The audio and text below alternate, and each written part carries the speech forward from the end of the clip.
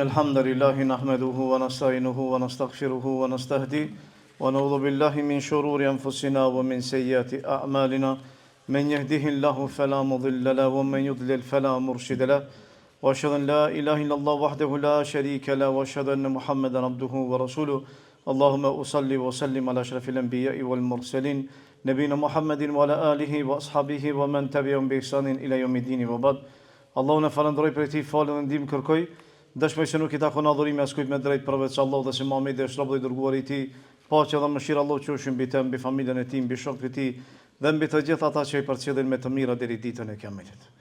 Allahu subhanahu në Kur'an tregon qartë se njeriu do merret llogari për fjalët edhe për veprat e tij. Këtu padyshim që përfshihet edhe shkrimi i tij, jo vetëm se fjala, jo vetëm se vepra e tij, lëvizjet e tij, po padyshim do merret llogari dhe për shkrimet e tij. Allah subhanahu thot: "Idh yatalaqqa al-mutalaqqiyan 'an al-yamini wa 'an al-shimali qa'id, ma yalfidhu min qawlin illa ladayhi raqibun atid." Njeriu tha me vete i ka dy melek të angazhuara prej anës Allahut subhanahu, njërin në të gjallën e tjetrin në të majtën. Dhe nuk ka fjalë që njeriu e thot e shpreh vetëm se është një përgjegjës i cili është gati ta shkruajë çdo fjalë që ai e shqipton me gjuhën e tij. Do thotë që njeriu për çdo fjalë që e flet do merret llogari. Edhe do jopë llogari për Allahut azza xhel. Ai e ka përgjegjësinë. Nëse fol diçka mirë, përgjegjësia bie mbi të. Nëse fol diçka keq, përgjegjësia do bie mbi të. Dhe llogaria do jetë ditën e Kiametit para Allahut azza xhel. Në këtë s'ka dyshim. Çdo gjë që njeriu e thot, edhe e shpreh, e lëvizën këmbë e tij, dorë e tij, çdo gjymtyrë e tij, ai do jopë llogari me lenë e Allahut azza xhel.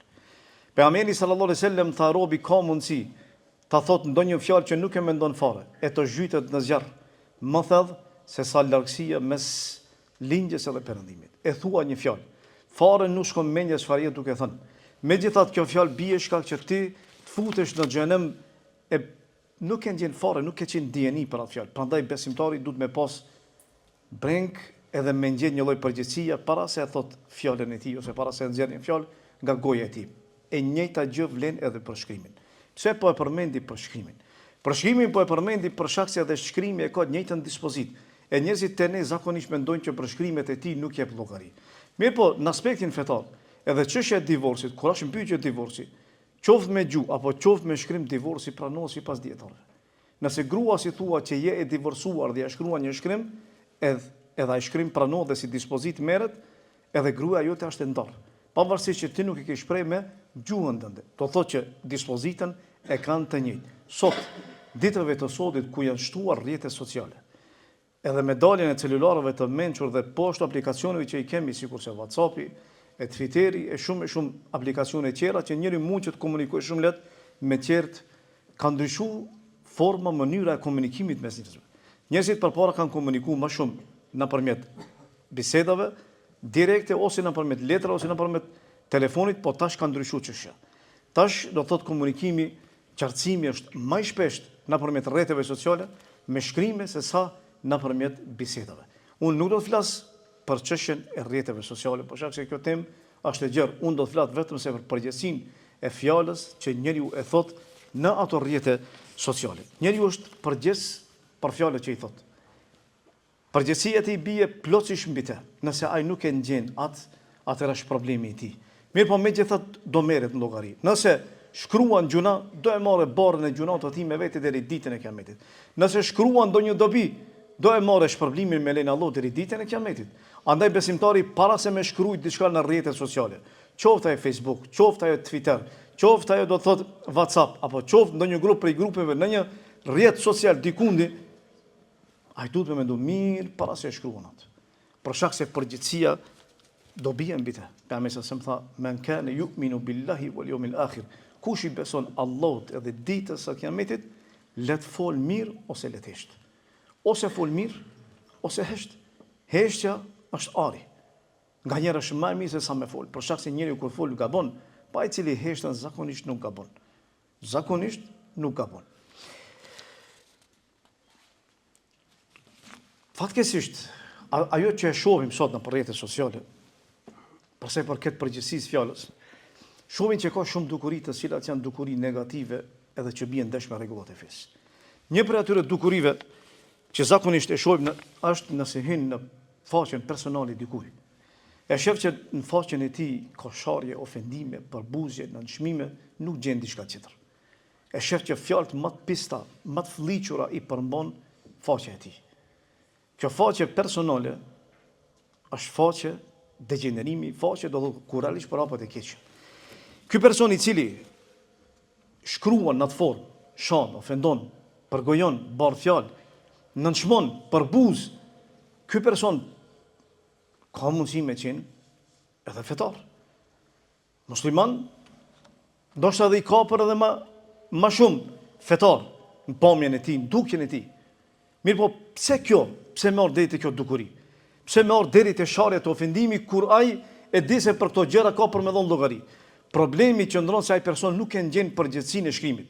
Ai mendon se vetmja përgjegjësi që ai do jopë llogari është fjala e tij, edhe vepra e tij.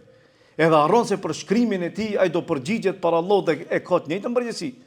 Nuk ka dallim, e njëjta përgjegjësi.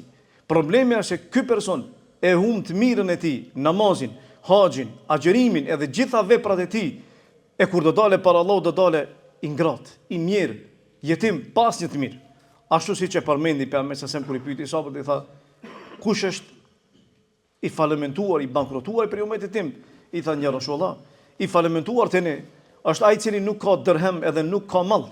Pejgamberi Allahu tha jo.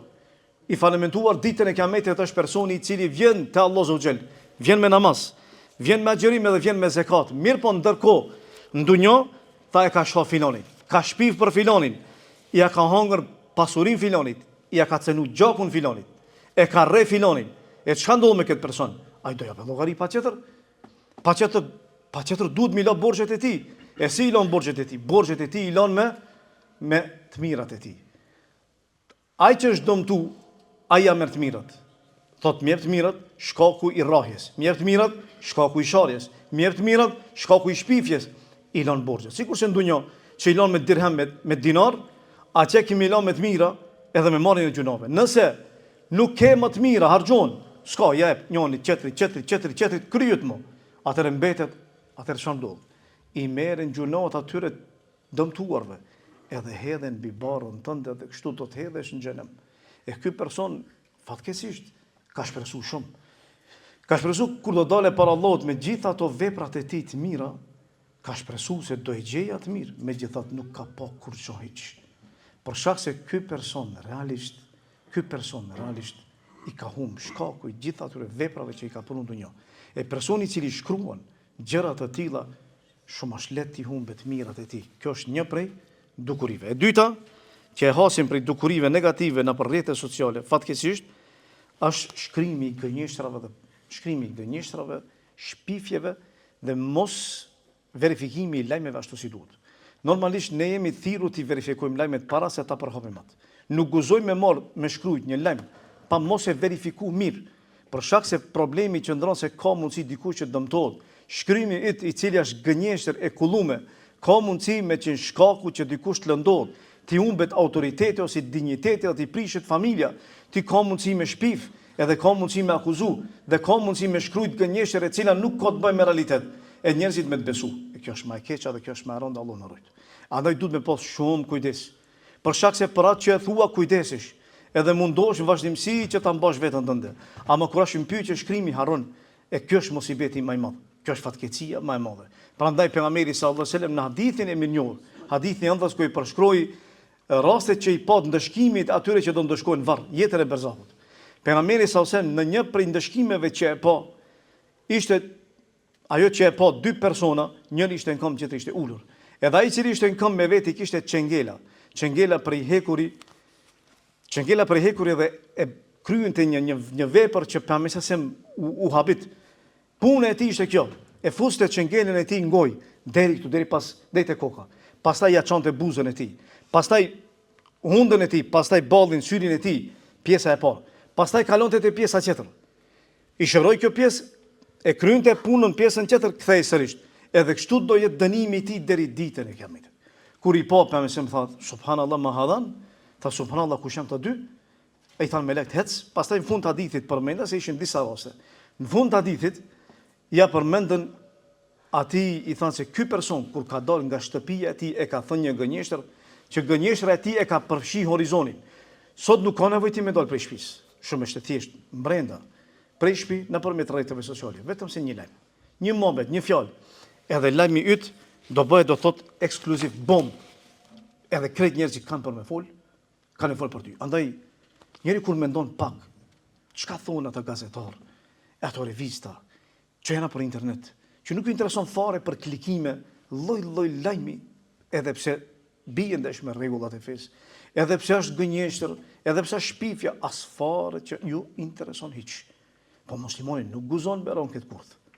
Muslimani duhet me qenë më i mençur, edhe nuk guzon me pranu lajmin pa e verifikuar mirë, dhe nuk guzon për me shkruar të ngjashme të tillë pa ditë mirë rastin, situatën se çfarë ka ndodhur. E treta prej dukurive që është edhe kjo me rëndësi, është shpërndarja. Shpërndarja është njëjtë sikur se ai që shkruan në përgjithësi. Ti e shpërndan, ti nuk e shkruan, po e shpërndan. Përgjithësia ti që e shkruan e ka përgjithësinë e tij, po edhe ti që e shpërndan është e njëjtë. Edhe ti e ke këtë problematik. Për shkak se ti e shpërndan pa e verifikuar fare. Edhe nuk ka nevojë që të mire që shpërndan diçka, që realisht nuk ka nevojë që shpërndan kur e di që është gjuna. E mos flasim për çështje ku preket dinjiteti, nderi i njerëzit. Islami ndalon këtë gjë. Do të pas shumë kujdes. Hajde se nuk ka problem. Unë nuk e kam shkruajt, po, ama te ke shpërndan. Shpërndarësi është i njëjtë sikur sa që e ka shkruajt. Allah Zogjel, për ata që shpifën për Aishën, ne dimi mirë se ata gjuna qarë, po edhe ata që shpërndan lajmin pa e verifiku, edhe ata e morën njëjtën barë. Allah Zogjel tha, idh talaqawnahu bi alsinatikum wa taquluna bi afwahikum ma laysa lakum bihi ilm. Tha ju tha e shpërndat, ju shpifjen e përcollët me gjuhët tuaja, edhe po ashtu, tha për atë që nuk kishit kur fardije flisnit, pa me ndu fare, sikur se kjo me qenë diçka e imt, ampy që ka qenë deri i muslimonit. Deri i muslimonit. Deri i muslimonit do thotë që ti ja ke celun derin ati. A e keni pas sot se sa let flitet për derin e muslimonit. Çështjen e ti, as që intereson fare hiç. Ama hiç. E zë thot Allah, wa tahsabunahu hayyinan, ju llogaritni timt, pa se sa kur gjon. Çka ka lidhje? Nuk e kam dos, se kam shok. Nuk kam me mu njëtën vit, tamam. Ama të Allahu si është. E thot Allah Zogjel, huwa inda Allahi adhim, po të Allah shumë i madh. Ti shpif, ama të Allah Zogjel dije se kemi marrë llogari. Edhe për atë do japësh llogari dhe do përgjegjësinë kemë marrë, po ka mundësi në dunjë që Allah Zogjel sprovojë me atë që ti e ke akuzuar dikant që thotë. E tha pas një lloj argumenti. Andaj duhet me pas kujdis. Muslimani para gjithash duhet me pas atë ndjenjen mrena se ka me dhënë llogari dhe përgjegjësia bie mbi te për fjalët dhe poshtë për shkrimin e tij. Elush Allah që të ndron nga çdo keq, wa kullu qawli wa astaghfirullah li wa lakum walhamdulillahi rabbil alamin.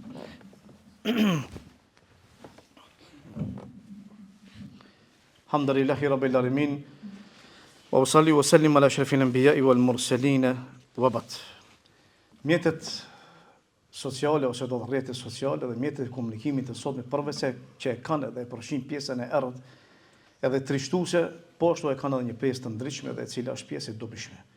Njeriu ka mundësi që të shfrytëzojë ato edhe për të mirë, për përhapjen e të mirës, edhe po ashtu veprave të mira dhe po ashtu për përhapjen e fesë Allahut të Zogjel.